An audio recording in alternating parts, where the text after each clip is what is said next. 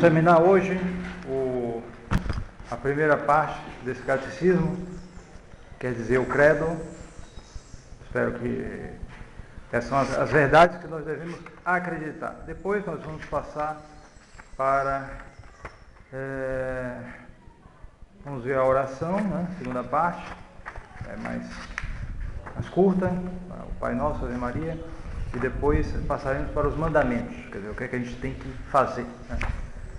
Então, nesses últimos 3 artigos do credo, nós veremos o primeiro, o artigo número 10º, artigo 10º, o da remissão dos pecados, pergunta número 234, que nos ensina o 10º artigo do credo, na remissão dos pecados. Ensina-nos que Jesus deixou à sua igreja o poder de perdoar os pecados. Pode a igreja perdoar toda espécie de pecados? Sim, a igreja pode perdoar todos os pecados, por numerosos e graves que sejam, porque Jesus Cristo lhe concedeu pleno poder para ligar e desligar. Quem são os que na igreja exercem este poder de perdoar os pecados? Os que na igreja exercem esse poder de perdoar os pecados são, em primeiro lugar, o Papa, que é o único que possui a plenitude de tal poder. Depois os bispos e, sob a dependência dos bispos, os sacerdotes. Pergunta de número 237. Como perdoa a Igreja os pecados? A Igreja perdoa os pecados pelos merecimentos de Jesus Cristo, administrando os sacramentos por ele instituídos para esse fim, especialmente o batismo e a penitência. Então, nós temos nesse artigo justamente esse poder especialíssimo que a Igreja tem, que só a Igreja tem, e que ela tem porque ela recebeu de Nosso Senhor. E porque Nosso Senhor deu esse poder explicitamente, porque esse poder ele é propriamente divino. Nenhum ser humano, nenhum agente criado pode perdoar pecados. Porque o pecado ele é primeiro contra Deus. O pecado ele é pecado enquanto ele é contra Deus. E como justamente sendo contra Deus, nenhum ser de natureza limitada pode se arrogar esse poder de perdoar os pecados. E os fariseus, que nós vimos, né, na pregação, né, que sempre iam contra, né, desde o começo, contra o catolicismo nascente, eles viram isso bem claro, porque quando Nosso Senhor diz, filhos, teus pecados estão perdoados, né? Então, eles viram, mas isso é blasfêmia. Eles pensaram imediatamente isso. Eles perceberam. E eles tinham, quer dizer, na medida em que eles tinham uma certa parte de verdade disso, na medida em que realmente só Deus podia se arrogar esse poder de perdoar os pecados. Mas aí o que eles não fizeram, justamente, eles tinham que crer em Nosso Senhor Jesus Cristo, como Filho de Deus, para justamente perceber que ali havia alguém que tinha recebido esse poder de Deus. Sendo que no caso de Nosso Senhor Jesus Cristo, ele era o próprio Deus. Deus e homem. E isso fazia com que ele tivesse esse poder, né, a título, era dele esse poder lhe pertencia, não era um poder delegado, um poder transmitido, como no caso de um padre, né, como eu. Tenho esse poder, mas é um poder delegado, é um poder que é passado para mim, por mim mesmo eu não tenho esse poder. No caso do Nosso Senhor, não, o Nosso Senhor ele possuía esse poder. Possuindo esse poder, devido à união hipostática, ele poderia também transmitir esse poder, ele podia deixar esse poder. E foi isso que ele fez, é o chamado poder das chaves. Nosso Senhor prometeu, conferiu esse poder. E conferiu também a transmissibilidade do poder. Isso é importante. Porque esse é o problema dos protestantes, que leem a Bíblia e dizem, realmente Jesus deu poder de perdoar os pecados. Mas, bom, está aqui aos apóstolos. Então não deu para os outros? Deu, não deu? Se deu, deu a quem? Não pode ser a ele, né? Eles teriam que admitir a realidade da igreja, mas como eles não querem admitir, então deu para todo mundo. É o que Lutero dizia, o sacerdócio universal. Lutero ensinava que o sacerdócio como tal era uma indicação Em primeiro lugar estava o povo. Deus tinha dado esse poder para todo mundo, mas ele se separava alguns elementos aqui e ali que tinham esse poder para isso, mas era tirado do povo ali. Era um espírito democrático. Né? Esse mesmo espírito que anima os documentos do Vaticano II, como a Lumen Gentium, como o Código Canônico, que começa com o povo de Deus e depois vai com outras coisas. O contrário do esquema anterior do Código Canônico. Justamente porque se eles tivessem que admitir uma hierarquia, eles tinham que negar a si mesmos. Eles tinham que obedecer à hierarquia presente, aquela que vinha tradicionalmente. Né? Outros. Eles tinham que romper com isso. Então, para romper, eles tinham que afirmar o quê? O princípio democrático. Não é o povo, o Espírito Santo inspira para interpretar a Bíblia e a comunidade escolhe os seus até chegar ao ponto contraditório de entregar a autoridade aos príncipes, que Lutero fez. Entregar a autoridade aos príncipes. Quer dizer, cada príncipe que tivesse tal autoridade em determinada região poderia impor aquela religião para o povo. Pois aí. Então, ao invés de um papa, vários pequenos papas. Virou isso o protestantismo. Então, mas não, nosso Senhor tinha esse poder e nosso Senhor transmitiu esse poder. Justamente porque o pecado é justamente o maior, ou até mesmo o único obstáculo à salvação. Quem não se salva porque não tem pecado, é porque tem pecado grave. Quem se salva é porque não tem pecado, pelo menos grave, na consciência. Não tem pecado grave na sua alma. E só pode entrar no céu quem não tem pecado nenhum. Zero pecado. Então, o pecado é o obstáculo. Ora, qual é a lei suprema da igreja? Suprema Lex Ecclesiae Salus Anima. A lei suprema da igreja é a salvação da alma. É a finalidade da igreja. É o que a gente explicava pouco tempo atrás com relação às distinções da igreja conciliar e a igreja católica. A igreja católica, o objetivo dela, a finalidade dela, a suprema lei, salvação das almas. E a chamada igreja conciliar é qualquer coisa assim, unidade do gênero humano, coisa parecida. Que ela realiza através de comunismo, é um fim terreno, não é um fim eterno. Então, a salvação das almas é essa lei suprema. Ora, quem dá o fim dá os meios. Se alguém quer dar ao filho, meu filho, você vai ser, eu vou lhe dar um comércio de boa qualidade, etc. Então ele vai dar os meios, ele vai dar os contatos das mercadorias, o recurso para comprar o ponto, as diversas o que precisa para instalar computadores, luz elétrica, todo o imóvel e todas as condições para ele instalar o comércio dele. Então, quem dá o fim, dá os meios também. Então, nosso Senhor deu essa lei, constituiu a igreja, que é o seu próprio corpo místico, com essa lei, salvação das almas. Então, ele vai dar o meio para isso, o meio privilegiado, que é justamente o poder de remissão dos pecados. É o principal. É o obstáculo, é o que impede a salvação, é o quê? É o pecado. Então, nosso Senhor colocou este poder, primeiro, no sacramento do batismo. O batismo tira o pecado original, né? Apaga mesmo todos os pecados, né? E depois, para os pecados cometidos depois do batismo, ele deu o poder impressionante da confissão. No sacramento da penitência, né, o padre tem o poder de perdoar, ou também, atenção, o poder é de ligar e desligar. É o poder de ligar e desligar. É um poder que inclui não só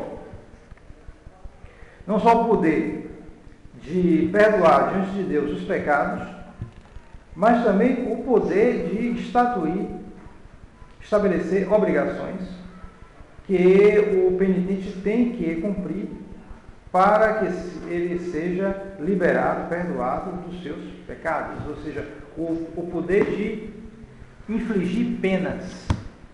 Né? E esse poder inclui também o poder de reter os pecados. A igreja tem esse poder. Reter os pecados se não houver sinal de arrependimento. Sinal de arrependimento, se não houver propósito próprio, se a pessoa, isso aí não se emenda, isso pode ocorrer também. Normalmente é para perdoar, mas às vezes é necessário reter. E por isso a igreja utilizou esse poder durante a história dela, e justamente isso foi um fator, um poder muito grande, na medida que a fé se estabelecia nas populações, nas sociedades, etc. Esse poder assumia proporções muito grandes, porque as pessoas tinham isso na mente. Qualquer pessoa que se torna católica verdadeira, ela vai enxergando justamente esse problema principal, talvez único, o principal, que é o pecado. Se ela resolver esse problema, tudo está resolvido, o resto passa. O mundano é o oposto. É tanta coisa que ele se preocupa. É dinheiro, é luxo, é isso, aquilo, é se ele vai para tal lugar, tal dia. Será que ele vai assistir a final da Copa do Mundo lá em 2014? Ele vai gastar não sei quanto, preparar já desde não sei quanto tempo antes para chegar lá. É uma série de coisas. O católico verdadeiro, ele tem o principal, que é salvar a sua alma, e ele se salva a sua alma justamente livrando-se dos pecados. Né? Então, se isso está bem, o mais é secundário. Então a vida se simplifica. A vida fica mais fácil, nesse sentido. Então, como consequência também, qualquer coisa que leve ao pecado, que tenha, então isso ganha importância. Ele passa a avaliar diferente as coisas. Então, o poder que a igreja tem de perdoar ou de reter os pecados passa a ser um poder muito importante. A pessoa fica com medo, ela teme uma punição, ela teme que ela não possa ser absolvida, ou que possa receber uma pena eclesiástica, disso, daquilo. Todo esse poder, ele passa a ser de uma importância imensa. E ele necessariamente exerce influência nas sociedades, já que as sociedades são compostas de seres humanos individuais que têm consciência. Então, esse poder foi dado por Nosso Senhor para os apóstolos. Os apóstolos transmitiram esse poder. Esse poder, ele permanece na sua plenitude no Papa. No Papa, não no povo. Ao contrário do que ensinava Lutero. Isso é protestantismo. Não é um poder que reside no povo, e do povo vai se escolhendo seus delegados, que vão ser padres, vão ser isso, nada disso. Nada disso. O poder reside na sua plenitude no Papa, depois os bispos, e sob a dependência dos bispos, nos sacerdotes. É um esquema hierárquico. Então o Senhor conferiu a São Pedro esse poder. Depois também aos apóstolos. E os apóstolos transmitiram para os seus sucessores, que são os bispos, e sob a dependência dos bispos estão os padres. De tal maneira que em tempos normais, um padre, para confessar, ele precisa pedir a permissão, a jurisdição ao bispo do lugar. Se ele não obedece a jurisdição, a confissão dele é inválida. Inválida. Porque ele não recebeu jurisdição para isso. Coisa muito séria isso. Então, esse poder, ele está, sobretudo, no batismo, e depois também no sacramento da penitência. Sobretudo são esses sacramentos, principalmente a penitência, né? que deve ser justamente um termômetro, né? Quanto mais se pratica, de modo geral, quanto mais se pratica o sacramento da penitência, mais é um índice de que as pessoas buscam realmente o Nosso Senhor. É um sinal muito marcante isso, porque a pessoa está se incomodando com o obstáculo à quem vai confessar pecado. Não vai contar não vai contar grandeza, não vai contar nem mesmo suas complicações nas suas vidas, não vai fazer uma espécie de tratamento psicológico. Bom, tudo isso às vezes entra também na confissão, né? Mas não é o principal. O principal é os pecados. A pessoa tem que ter bem em mente isso aí, a pessoa que vai confessar. Eu vou confessar pecados, esse é o principal. As outras coisas estão em volta, giram em torno, mas o principal são os pecados. 11º artigo do credo, que nos ensina o 11º artigo do credo, na ressurreição da carne. Este artigo nos ensina que todos os homens hão de ressuscitar, retomando cada um o corpo que teve nesta vida, como se fará a ressurreição dos mortos. A ressurreição dos mortos realizar-se-á por virtude de Deus onipotente, a quem nada é impossível. Quando será a ressurreição dos mortos? A ressurreição de todos os mortos será no fim do mundo, e depois seguir-se-á o juízo universal. Por que quer Deus a ressurreição dos corpos? Deus quer a ressurreição dos corpos para que a nossa alma, tendo feito o bem ou o mal unida ao corpo, receba juntamente com ele o prêmio ou o castigo. Há um dado inicial aqui que é um dado natural que a filosofia percebe. Nós seres humanos somos seres complexos, naturalmente complexos. E essa complexidade justamente vem dessa união do corpo e da alma. E essa união do corpo e da alma não é a união de um motor separado que vai entrar numa estrutura ali e vai mexer aquelas peças todas. Você vai ligar o motor naquela peça, naquela bomba d'água, digamos assim, e aí a bomba d'água vai rodar e vai puxar a água. Então o motor está aqui, a bomba d'água está aqui. Não, não é assim. Não é uma união mecânica. É uma união substancial.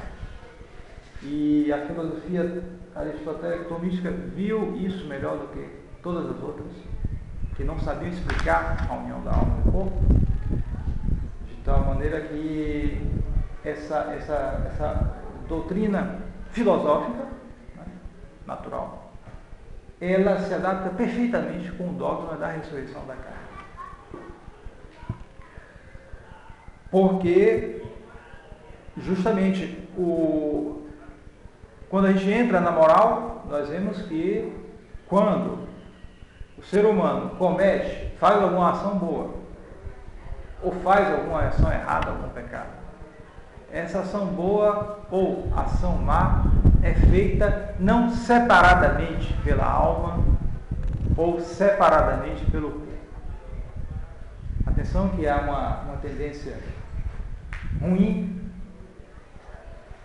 de natureza gnóstica que tende a separar o corpo da alma, mas de uma maneira um tanto sem vergonha, porque ele diz o seguinte, que certas coisas são a alma que faz e outras são o corpo que faz. Você já está percebendo que as coisas erradas muito vêm do corpo, porque ele diz que o corpo é mau, a matéria é má, etc, etc. Então, como o principal é a alma, o que o corpo fizer lá é o problema dele. Então se estabelece uma espécie de dicotomia no ser humano, e essas coisas erradas que se faz vem muito medo da carne mesmo. Eles dizem que não é a parte ruim que está agindo, mas o espírito está separado, está elevado. É idiotice, é só para justificar os pecados, as coisas erradas. Se você comete um pecado, sua alma cometeu esse pecado. Sua alma e seu corpo, unidos. Se você fez uma boa ação também, foi sua alma e o seu corpo.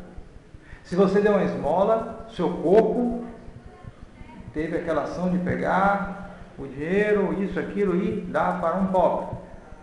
Mas a sua alma teve a intenção de mover o corpo para isso. Ambos colaboraram, um acima do outro, mas ambos colaboraram. Também, se alguém cai no pecado contra a castidade ou no pecado de gula, são pecados bem carnais, né? Onde o corpo se livra, se perde as estribeiras, porém houve um consentimento ali da alma. A alma não foi arrastada sem perceber, não. Ela consentiu naquilo. Ela consentiu. Ela deu sinal verde. Ela não cortou o que deveria cortar. E, portanto, ela é responsável. Ela responde por aquilo. Ela não foi forçada a comer aqueles quilos de comida no Réveillon. Não foi.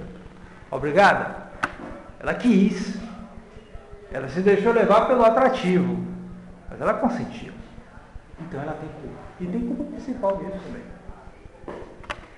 Ora, morre o pecador ou o santo e vai ser julgado. Só que o corpo está ali e vai e apodrece. A alma vai receber o prêmio ou o castigo. Vai para o inferno, vai para o céu, vai para o purgatório. Mas seja a felicidade imensa do céu, seja a infelicidade total do inferno, sejam os tormentos e a purificação do purgatório, falta alguma coisa ali. Por quê? Porque falta o ator, como é que diz isso em linguagem? O ator... Adjuvante. É isso, adjuvante. O adjuvante. Ele está ali apodrecendo, não recebeu nada. Ele vai ter que receber também. Ou prêmio ou castigo. E é isso justamente o que ensina a igreja. É um milagre. Isso aí já não é mais natural. Né? Claro. O princípio filosófico das ações da união do corpo e da alma, isso sim é filosófico. Mas esse ensinamento, ele é de natureza sobrenatural, é a fé que nos ensina. Quer dizer, o corpo ressuscitará no último dia para receber o prêmio ou o castigo.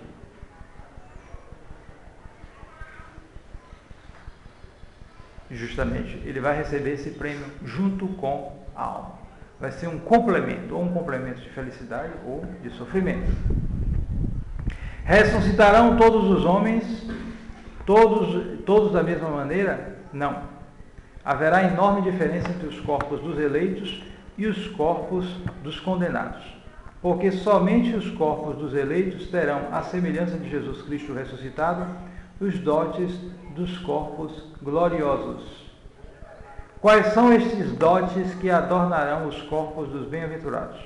Serão, primeiro, a impassibilidade, pela qual eles não mais poderão estar sujeitos a males, nem dores de espécie alguma, nem às necessidades de alimento, de repouso, de qualquer outra coisa.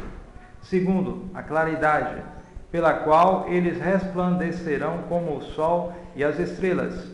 Terceiro, a agilidade, pela qual eles poderão passar, num momento, sem fadiga, de um lugar para o outro e da terra para o céu.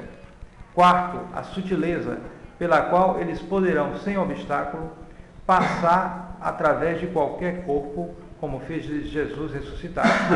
Como serão os corpos dos condenados? Pergunta número 244. Os corpos dos condenados serão destituídos dos dotes dos corpos gloriosos dos bem-aventurados e trarão o horrível estigma da reprovação eterna. Se diz que entre os bens secundários da bem-aventurança está uma marca dos bem-aventurados, dos santos, que será a auréola, né? Será um sinal de que eles se salvaram. Não é, aqui não é só um detalhe artístico, não, a auréola, né, aquela coisa, não. A auréola é como se fosse a coroa daquele que se salvou. Isso é algo que os teólogos afirmam isso. Assim também haverá um estigma para os condenados. E mais ainda para os batizados. Mais ainda para os sacerdotes condenados. Que justamente são sacramentos, o batismo, a crisma, a ordem, que imprimem caráter. Uma marca, uma marca espiritual indelével. Não tira nunca. Então isso certamente vai queimar mais no inferno. Mas será também um motivo de grande felicidade, no caso daqueles que se salvaram. E justamente os dotes destes corpos gloriosos, a impassibilidade justamente é essa incapacidade de sofrer, de morrer, né? E a razão intrínseca dessa impassibilidade é o submetimento, a submissão perfeita do corpo à alma, porque será um corpo espiritual. Os corpos gloriosos serão corpos espirituais. Aqui na Terra, os corpos são materiais. A alma influencia, mas você não vê a alma, não aparece nada. De tal maneira que muita gente acaba se deixando levar para o materialismo, coisa parecida, porque é como no tempo do positivismo, né, um cirurgião que dizia que eu nunca achei a alma na ponta do meu bisturi, outra tolice desse jeito. Ele nunca tinha achado, então não existia. Bom, você vê pelos efeitos que é um corpo animado, evidentemente. Um corpo que se move a si mesmo. Mas você vê justamente o material, são corpos materiais, são corpos ligados a um espaço, são corpos que para andar daqui e ali é um esforço enorme. São corpos submetidos à lei do tempo, né? A lei do tempo. Pouco tempo atrás, todo mundo novinho, correndo, jogando bola. De hora para outra você percebe que passa um tempo não corresponde. Você quer jogar, fazer uma coisa, não corresponde. Não é a mesma coisa. E por aí vai, daí só vai pior, né? Aí vão os anos passando, daqui a pouco até para andar, isso, aquilo, assim é inevitável. E você olha aquelas crianças novinhas brincando, mas daqui a pouco está todo mundo aí, vai crescendo, depois envelhece do mesmo jeito como você foi menino também, cresceu, etc. Não tem jeito. É a lei, sem falar nas doenças, os sofrimentos. Tanta criança aí morrendo aí, essa geração vai estar mais fraca, todas essas coisas químicas, essas coisas por aí. Tem gente aí com câncer, menino com câncer, doenças que antes eram raras, estão se espalhando, virando epidemias. O próprio progresso que veio para trazer mais facilidade, traz alguma facilidade, mas traz tanta doença, tanto problema. E você vê, então, todos esses corpos submetidos a isso e, coitados, são pobres corpos, né? Mas, no caso, os ressuscitados terão esse corpo em que a alma é o que vai mais aparecer, a alma, não é o corpo. O corpo vai aparecer como ele é realmente um acessório, uma coisa de menor importância, um coadjuvante. Depois, a sutileza, quer dizer, a propriedade pela qual o corpo se fará semelhante aos espíritos, porque poderá penetrar corpos sem lesão alguma.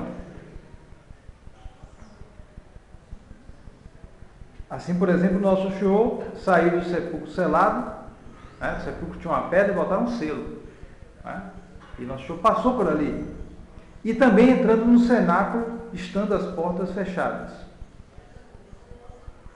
A razão dessa espiritualização é o domínio completo da alma glorificada sobre o corpo, na medida em que ela é a forma substancial do mesmo.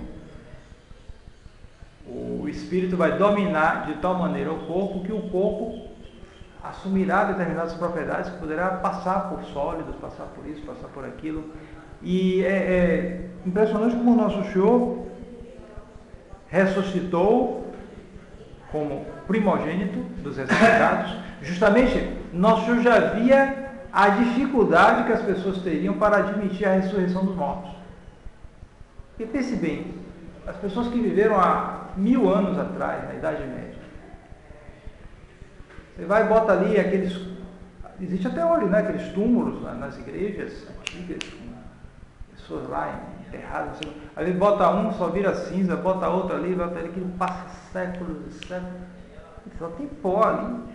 Você vai, como é que vai refazer tudo isso? O nosso Senhor sabe como refazer tudo, mas o ser humano sempre pondo dificuldades, sempre difícil para crer. Então o nosso Senhor quis ressuscitar e depois ficar 40 dias com seus discípulos e fazendo essas coisas para mostrar primeiro que era um corpo. Nosso Senhor chegou a pegar um peixe, comer com favo de mel aqui, ó, tá vendo? Ele queria mostrar. A gente podia, os apóstolos não estão pensando, não, será que é só um fantasma? Ele está pensando. O Espírito Santo não tinha vindo sobre eles ainda, em Pentecostes. Então ele estava ainda meio, olhava para ele, nosso percebia claro, e dizia, olha, está vendo aqui, ó, pegava o peixe, pegava o favo de mel, está vendo aqui, um espírito não pode comer, para mostrar que era um corpo. E ao mesmo tempo, ele fazia essas coisas. Passava por entrava numa sala fechada, pronto. Mas é um corpo. São Tomé. São Tomé também, aí ele quis mostrar a ressurreição dele. Também foi outra prova. Quis mostrar a chaga dele, olha, enfia a mão aqui, você quer fazer isso? Então faça. E, ao mesmo tempo, fazia coisas de corpos que os outros corpos não podiam fazer. Ele queria mostrar assim, nos mostrar como seriam os corpos gloriosos. Isso é um ensinamento para nós. Que são, ou seja, mostrando que eram corpos verdadeiros, porém corpos espiritualizados. Depois a agilidade.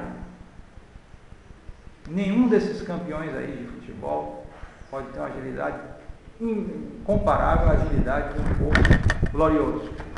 Porque aqui o que se trata é o seguinte: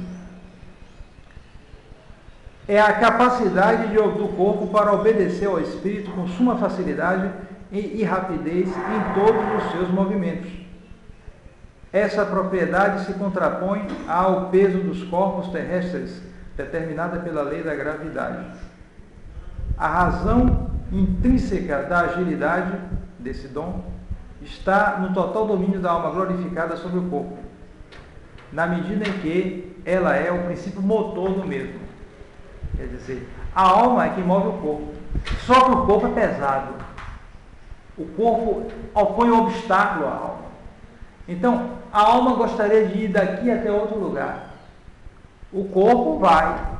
Se você quiser ir daqui até a pista, acho que todos aqui estão em condições de andar 4 quilômetros. Todo mundo pode fazer isso, andar 4 quilômetros daqui até a pista. Mas vai ser difícil um pouquinho, né? Mais para uns, menos para outros, mas vai ser difícil, 4 quilômetros andar da boa. Mas no corpo glorioso, não. Bastava pensar e o corpo ia para lá. Basta isso. Porque o pensamento, no caso, a intenção, exerce um poder tal, porque o corpo está completamente submetido à alma, e a alma então realiza na sua plenitude, se realiza em plenitude como princípio motor do corpo. Ela move do jeito que quer.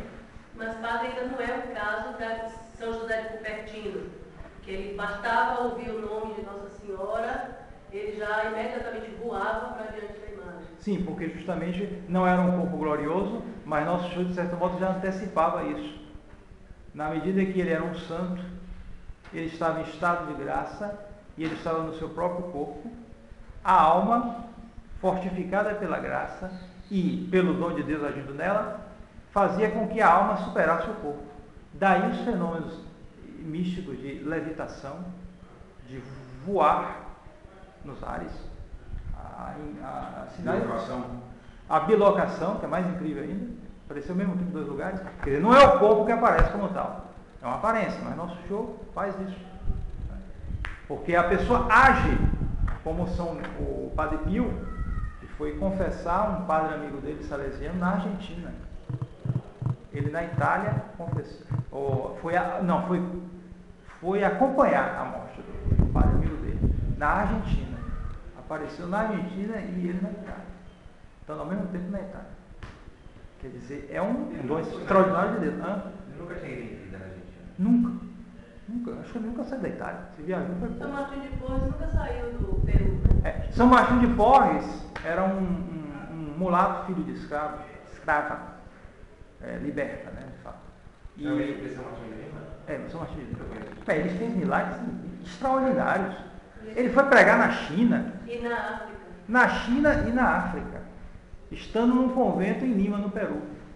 Ele foi pregar na China e na África. Depois o amigo viu, ele estava lá na China, na África, ele estava lá no convento dele e ele pregava em vários lugares. Quer dizer, Nosso Senhor faz esses milagres impressionantes. Como também ele permite justamente pessoas com um dom extraordinário de levitação, de voar nos ares, de um lugar para o outro. Ela é impressionante. Justamente, de certo modo, ele antecipa isso. Essa agilidade que os corpos ressuscitados terão. E, por último, a claridade. Quer dizer, o estar livre de todo o ignominioso e tudo que é feio, o que é pesado, o que é sujo, que é toda essa dificuldade da vida, que a ação do tempo, das doenças, etc., que enfeia o corpo humano, porque o que é matéria, justamente, passa, aquilo é submetido à lei da corrupção. Quando está jovem, isso nem tanto aparece, porque como ele está ainda na força da juventude, é tudo para a multiplicação das espécies, tudo isso, então isso mantém uma certa aparência, mas aquilo passa rápido e depois vem o declínio. Tanto é que São Tomás disse na Suma Teológica que os corpos ressuscitados serão uma aparência juvenil. Nossa Senhora, quando aparece, justamente, é com a aparência juvenil. Aparência juvenil, justamente porque é o ponto onde o corpo mais aparece ainda com uma certa impressão de beleza. Pureza, né? E de pureza também. Inocência. Inocência. A idade da plenitude. Então, mas nesse caso dos corpos ressuscitados será algo muito maior. Porque tudo que é marca de feiura, seja o que for, do corpo vai ser eliminado. É como se o corpo, como se a alma virasse uma fornalha que passasse por cima, purificasse tudo, e você só via a beleza da alma e o corpo uma coisa menor. Então esses corpos translucirão. A luz passará por eles. Padre, pessoas que fazem tatuagem, quando o Antigo Testamento proíbe fazer marca no corpo e se salva, com a graça de Deus, claro, essa tatuagem vai com ela porque está impregnada no corpo, como as impurezas também ela é... Claro, e já no purgatório vai dar uma queimadura boa daquela, para tirar tudo. Já no purgatório vai tirar tudo, garanto. Falar nisso... Porque o Senhor conserva as marcas das chagas. Ontem houve um congresso de tatuagem aqui em São Paulo, aí, milhares de pessoas do mundo inteiro se reuniram para... mais gente... É impressionante. Quando o padre já estudou direito, nos velhos tempos, ele estudava que um dos traços para você distinguir o marginal é a tatuagem. Nos livros de direito, os traços para você distinguir o marginal. Entre os traços, tatuagem. No meu tempo havia já dito tatuado, mas era uma coisa, se tivesse um, todo mundo, todo mundo, não tem essa coisa. Não conseguia trabalho, para ir às Forças Armadas. Hoje o negócio é impressionante como eles conseguem banalizar as coisas. As pessoas entram nisso, você dá conta, não sei se dá conta, vão entrando nisso aí. Muitos diretores de bancos, de empresas, tudo tem. É policial, delegado aqui de Salvador. E houve a eleição lá dos mais tatuados, né? Infinidade de gente tatua o rosto inteiro, o corpo inteiro, tudo tatuagem, pareceu homens e mulheres. E gente que parece até... me falaram lá em Pernambuco, dizendo, um rapaz lá em Pernambuco foi para a Alemanha, está na Alemanha, está rico a tanto poder mais. O que é que ele é? Tatuador. Foi para a Alemanha para fazer tatuagem na Alemanha. Está rico. Hoje a normal é não ter essa evolução. Impressionante. A degradação é muito grande. Tem curso como tatuar. E geralmente figuras horrendas, padre, assim. No hospital eu vi uma coisa macabra, que meu Deus, se essa criatura se morrer com um negócio desse. Não, de fato, porque você vê o seguinte, quanto pior é a coisa, aquilo exerce uma marca na pessoa. Porque justamente demonstra um estado de espírito. Em geral é besteira. Se eu botar uma borboleta, sei lá, é besteira. Mas às vezes ele bota uma vez bota do time, né? O time de futebol, já viu lá no Rio de Janeiro, Flamengo, tudo bem. Serpente, dragão. Agora quando botar uma serpente, um dragão, um demônio, é claro que é uma consagração, uma entrega, né? Se diz que um dos generais do Exército Federal Mexicano tinha o demônio tatuado nele. Quer dizer, já naquela época, dos anos 20, o sujeito tatuava, né? Porque ele estava entregue mesmo. Então, há uma influência. Então, o demônio age ali. Então, para salvar uma pessoa disso é mais difícil. Mas o nosso Senhor considera essa banalização das coisas? Nosso Senhor pode levar em conta... O catolicismo hoje não é como era. Sim, nosso Senhor pode levar em conta. Aí é cada caso. Às vezes uma pessoa pode botar uma coisa que é bonitinho, botar uma borboleta, sei lá o que, uma besteira daquela. Bom, nosso Senhor pode servir. Depois a pessoa se converta, tudo, ela procura tirar aquilo, quando ela puder tirar aquilo, pronto. Porque tem tatuado aí, gente aí na tradição, aí conta aí. Vai estar lá com uma tatuagem dos tempos que ele estava naquilo. Então, quando ele puder, ele tira aquilo. Mas em princípio a gente deve, tem que, devido a essa banalização, a gente não pode chegar uma pessoa que uma tatuagem antigamente era um sinal que a gente deve. Hoje em dia não, a gente tem que, porque a pessoa está sabendo, entra naquilo, porque é moda ali na moda. Que banalizou a coisa, impressionante. Como é moda, tem as mães que não querem que tatue, porque é uma coisa que não sai mais, já tem um adesivo, coloca, só para dizer que está na moda, depois tira, né? Aí muda. Justamente. É adesivo já. Bom, então são esses dons, a agilidade, a claridade, justamente que nosso Senhor mostrou antes da sua ressurreição no Monte Tabor, né? Nosso Senhor deixou-se mostrar um pouco. E também a mãe de São João Bosco apareceu a ele uma vez, né? Mostrou um pouco da beleza, aquela claridade, não reconheceu a beleza da mãe, porque tinha aparecido daquela maneira, mostrando um pouco da bem-aventurança do céu. Não estava nem com o corpo ainda, mas mostrava, assim, dava uma ideia do que era a felicidade no céu. 12º artigo do Credo, que nos ensina o último artigo do Credo, na vida eterna.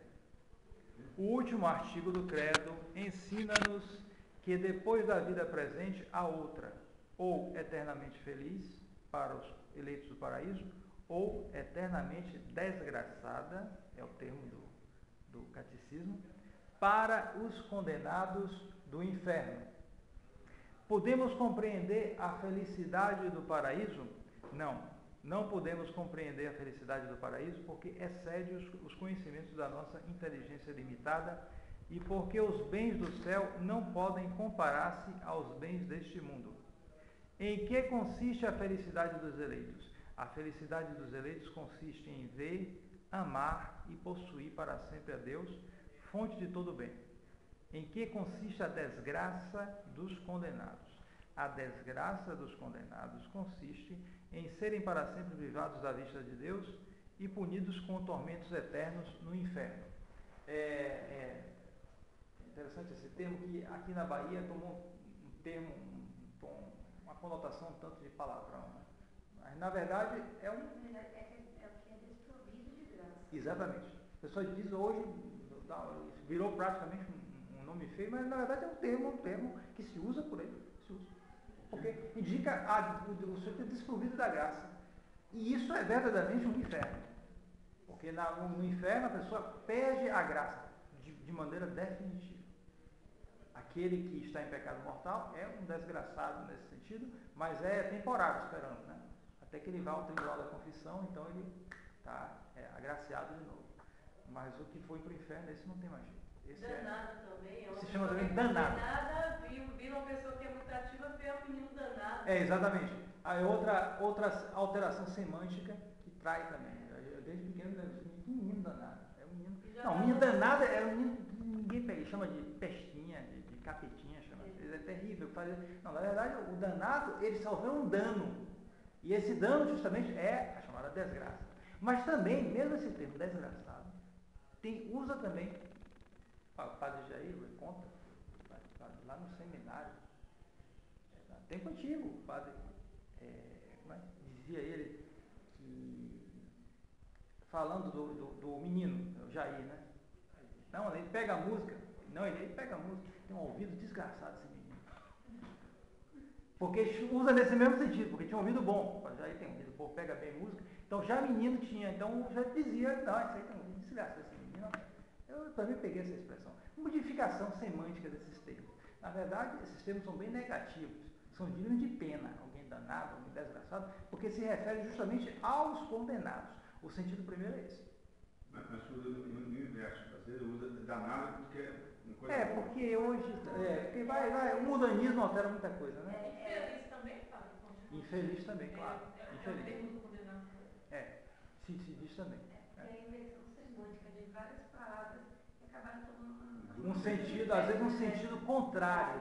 Às vezes um sentido contrário. E por isso a igreja escolheu uma língua morta, o latim. Porque o latim as línguas que sofrem a ação da semântica são aquelas línguas vivas. Porque justamente o uso é que leva a isso. Eu uso. Um mundano lá pega um termo desse, usa para isso, usa outro, usa, aí vira aquela coisa, ninguém sabe mais nada. Mas o latim não está infenso a isso, porque é uma língua morta. Os significados estão estabelecidos. Então, para você exprimir a doutrina, tem que ter uma língua dessa. A liturgia também. Na verdade, é uma segurança. É uma segurança. Se você joga a língua vulgar, como fizeram no Vaticano II, aí você vê a semântica se apossar, a pessoa perde o sentido das coisas. Língua. Língua é brincadeira, precisa tomar cuidado com isso. Então, a felicidade dos eleitos consiste justamente na visão de Deus.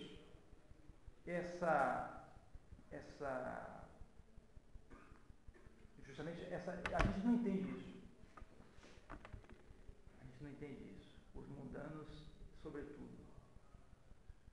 Aí voltando um pouco para o Padre Jair, né? Não sei se o Padre Jair já contou aquela história do mundano com ele, que ele era menino, mundano, rapazinho.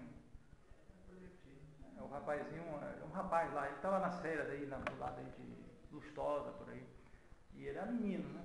Mas já tinha entrado assim, no seminário, um seminário menor, tudo aí. Um rapaz maior do que ele, sabe como é, né? Rapaz de 13, 14 anos, ele se faz o homem na frente de um menino de 10 11. Isso aí é comum em todo lugar, né? Então, eles dizendo, você, né? Quer ser padre, né? Tá bom, quer ir para o céu, né?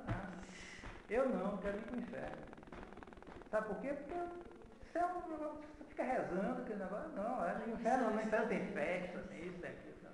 Aí quer ir para o inferno. Um amigo meu me contou que tem as propagandas de cerveja, e numa delas, inclusive ele não bebe mais essa por isso, a propaganda apresentou um personagem que disse que negócio de céu, vamos para o inferno. Aí desceram para o inferno, todos os personagens da propaganda, tomaram a cervejinha lá no inferno, com churrasco, com tudo. Ainda debochou dizendo que nem precisava de carvão, porque já tinha fogo natural lá. Isso aí, ó, isso que era um diálogo de um menino com outro, uma coisinha, agora... Há 65 anos atrás. Agora é para o adulto, o mundo todo. Você imagina o mal que se faz isso. O mal que se faz isso. Porque essas pessoas estão por aí, vão entrar. E aí, até hoje, o padre lembra, porque se eu já estou com quase 80 anos, esse rapaz já deve estar, se estiver vivo, está com 80 anos. Como é que anda? Que já naquele tempo, naquele mundo... brincando, mas não tinha virtude. Não, isso aí não se brinca com isso. E se ele brinca com isso, às vezes a pessoa gosta de dizer isso. Pessoas que andam mal. Não é brincadeira, mas você tem que dizer, certas brincadeiras já indicam estado de espírito. Você brinca com certas coisas, mas com outras você não brinca. E o demônio não toma nada. Não é o São Paulo que diz com Deus não se brinca? Certas coisas, se a pessoa brinca com isso, é um estado de espírito que não é bom. Não é bom, no mínimo. Tá entendendo? Então, a gente não entende isso. Mas mesmo nós, que não fazemos essas brincadeiras, graças a Deus, mas a gente não entende isso. É difícil entender. A visão de Deus como cúmulo de todas as felicidades. A gente estuda, a gente isso, a gente aquilo, a gente reza, mas só as pessoas que vão a um nível maior, nosso show as eleva, é que eles começam a perceber isso. Como é a visão beatífica o principal da felicidade. E também o principal do sofrimento. O inferno é, sobretudo, a privação da visão beatífica. É isso que é, principalmente. Agora, como a gente não entende direito isso, então nosso show acrescentou realmente, atenção, não é nenhuma comparação, acrescentou realmente os outros bens que fazem a felicidade do céu e também a miséria e o sofrimento do inferno. Em particular, o fogo do inferno. O fogo do inferno é um fogo real, não é um fogo imaginário, não é uma comparação para você indicar o sofrimento. É verdade que não é o principal, mas é fogo mesmo, meu amigo. Queima mesmo. Porque nosso já previa a fraqueza dos seres humanos. Dizer, ficar sem ver Deus, mudando aí, está no país para isso. Você vai queimar no fogo do inferno. Aí ele... Os três pastorinhos, quando teve a visão, tem as fotos deles, assim, com a cara toda... Justamente. Eles viram aquelas pessoas, por assim dizer, detidas em fogo. E quando vai se explicar justamente o fogo do inferno, eles dizem isso, que o fogo, ele adquire um virtude de Deus para punir as almas, porque pergunta, mas se é alma, como é que está sendo punida com um fogo material? É verdade, é uma alma, mas Deus dá uma faculdade daquele fogo, daquela alma ser detida pelo fogo. Quer dizer, aquela tendência da alma para fazer o que quer, para se expandir, que está ligada ao corpo aqui, quando o corpo sai, a alma é como se fosse uma flecha, que segue no sentido. O sentido é justamente para o bem. Mas se ela é pecadora, ela não vai alcançar o bem, ela não pode, não quer mais o bem verdadeiro. Então ela é, por assim dizer, detida pelo fogo, de tal modo que a ação dela fica toda oprimida pelo fogo do inferno. Eu ouvi falar também, não sei em que livro, mas se fala muito sobre isso. Que o pior que existe no inferno não é nem um fogo, é a privação de Deus. Não, mas isso que eu estava dizendo agora. A privação de Deus, quer dizer, é o pior. Mas esse fogo vem, ele é real, e ele vem acrescentar-se a isso. E é realmente um sofrimento imenso. E por isso, quando os pastorinhos viram o inferno, eles viram as pessoas como se fossem brasas. É como se fosse, me dá a impressão, como se fosse o poder do fogo do inferno que detivesse aquelas almas ali. Mas não se arrepende ou odeia Deus. Não, aí não tem jeito, justamente é porque elas não querem, elas se fixaram naquela atitude, é que elas não querem Deus. E essa é a razão principal da eternidade das penas, do estado eterno delas. Elas são atraídas, mas odeiam e por isso repetem a atração natural. Exatamente. É aquela moça da lei que quando ela morreu, parece que não se deu uma chance ela no final, que ela diz assim, arrependimento, jamais. Sim, nós bem quando acho que quando bateu o carro, acho que ela estava, não sei se ela estava ainda um pouco, né? Eu não estou mais bem lembrado se ela teve alguma das suas graças. Mas ela já estava naquele caminho, ela não quis. Então, entrou naquele estado. Depois da morte, pronto, acabou. Não tem mais chance. Entra nesse estado justamente eterno. É a vida eterna. Essa vida pode ser uma vida de felicidade eterna ou de infelicidade eterna. Né? E pergunta do número 249. Por agora não só para as almas, por agora são só para as almas os bens do paraíso e os males do inferno. Os bens do paraíso e os males do inferno, por agora, são só para as almas, porque por enquanto só as almas estão no paraíso ou no inferno.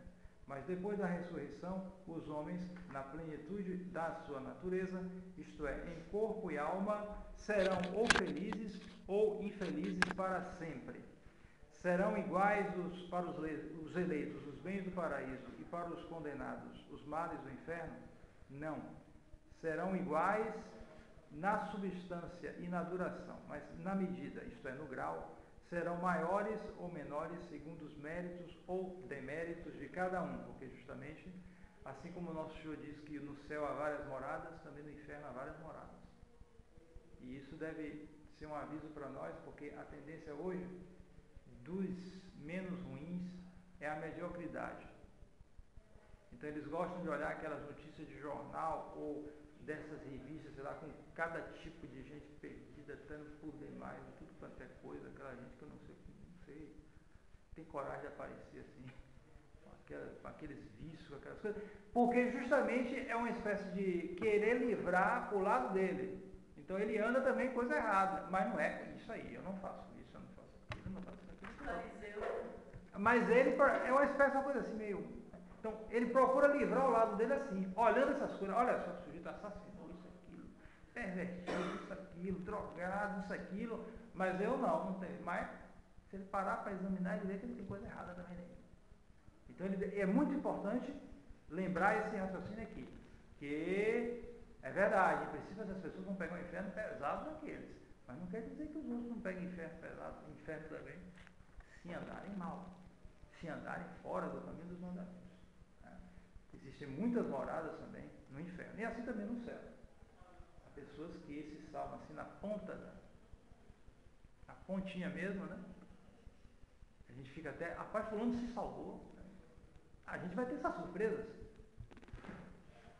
No juízo final a gente vai ver que a gente, rapaz, fulano de tal se salvou, sujeito. Salvou. Nosso Senhor teve misericórdia dele, ele fez um ato, conseguiu salvar no final. E outro santo não se salvou. Outro santo, entre aspas, talvez não tenha se salvado. E a gente verá justamente pessoas que se salvaram assim, que estão num grau lá embaixo porque andaram muito mal, ou porque se salvaram na última hora, ou porque foram muito medíocres, muito tímidos. Nosso Senhor levou, até que, olha, tá bom, eu vou salvar esse, porque bom, ele não tá. Mas se salvou, conseguiu, incrível, salvou, não caiu. Mas foi assim, é um anão. Bom, um anão cheio. Anão do céu. Um anão do céu. Mas de toda forma, menor que seja, então a felicidade. É um reizinho, mas é um rei. É um reizinho, mas é um rei. Salvou. E você vai ver gente que você parece que não é gente, tal é a elevação. E não tem ciúme dos outros. Não tem ciúme dos outros. Porque é aquela história que Santa Teresinha mostrou, né? Para explicar a felicidade do céu, né? Pegou um copo grandão, um copo médio, um copo pequeno.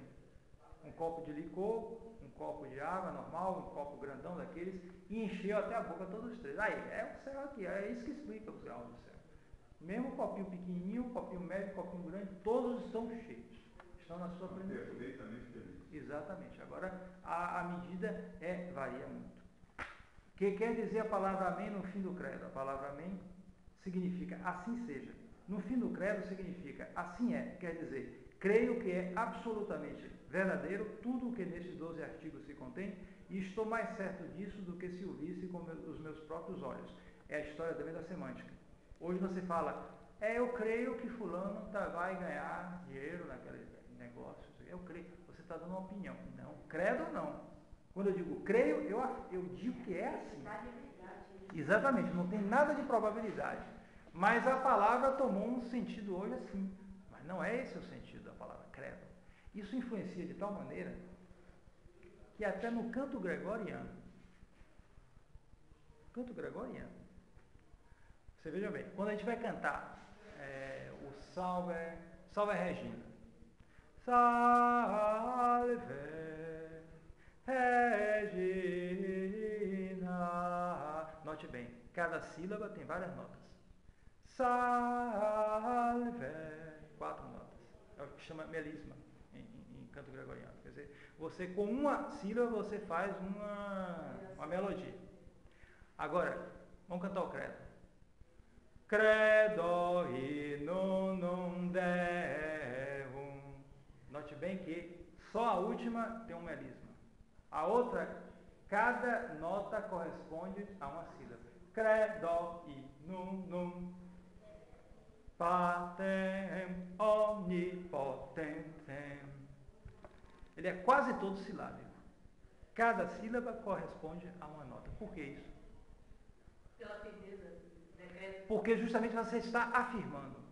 Quando você afirma uma coisa, você não fica não. Você chega, é assim, viu? Como que não, mas é isso mesmo, a intenção é essa. É porque é uma profissão de fé. Então o canto toma esse aspecto do texto. Já o Salve Regina é o que? Uma contemplação. Você não está afirmando. Então você se derrama. É mais poético.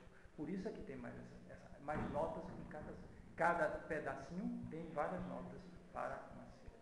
Então até nisso, no canto gregoriano, se mostra esse aspecto afirmativo do credo. Você afirma aquilo, você não está mostrando uma opinião, você está dizendo que é assim, porque justamente é a sua fé, né, sem a qual não se pode agradar.